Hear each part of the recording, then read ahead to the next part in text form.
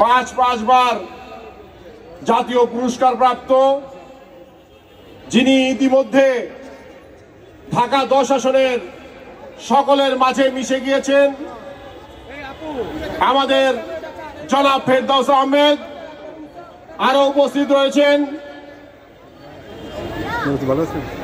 ঢাকা মহানগর আওয়ামী লীগের যুগ্ম সাধারণ সম্পাদক কাজী মোর্শেদ হোসেন কামাল ভাই।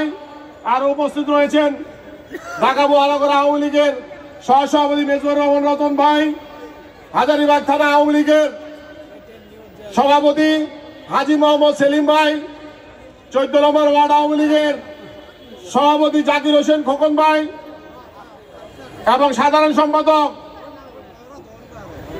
আমিনুল ইসলাম খোকন ভাই, 22 নং ওয়ার্ড আওয়ামী লীগের সভাপতি তারিকুল ইসলাম সজীব এবং সাধারণ সম্পাদক ওয়াহিদুর রহমান ওয়াকিব, আরো ট্যানারি অ্যাসোসিয়েশনের নেতৃবৃন্দ, আরো অন্যান্য নেতৃবৃন্দ এবং সামনে যারা উপস্থিত রয়েছেন হাজারীবাগবাসী, আসসালামু আলাইকুম।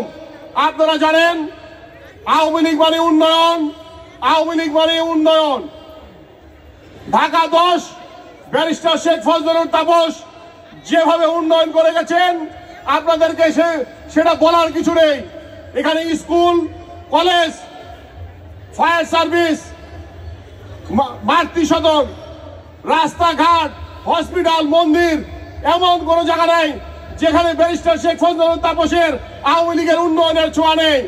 তাই আপনারা যদি এই উন্নয়নের ধারাকে অব্যাহত রাখতে চান, সন্ত্রাস জঙ্গিবাদদের যদি পতন ঘটাতে চান, তাহলে 7 তারিখে আমাদের নৌকার মনোনীত দিয়ে তাকে নির্বাচিত করবেন, এই আশাবাদ ব্যক্ত রেখে আমি আমার সংক্ষিপ্ত বক্তব্য এখানে শেষ করছি।